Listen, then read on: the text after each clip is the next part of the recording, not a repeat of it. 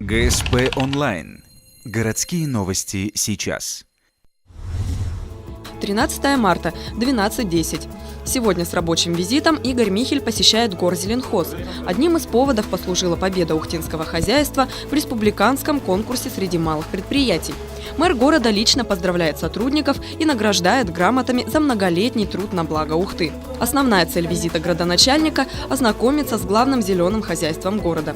Фарман Керимов, директор Горзеленхоза, лично проводит экскурсию по рабочим помещениям и цехам.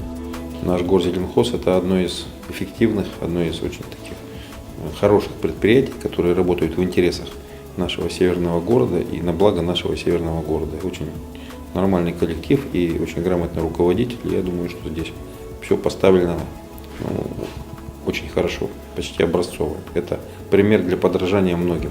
Сегодня между Горзеленхозом и городом заключен контракт на 3 года. Озеленением Ухты занимается более 80 человек.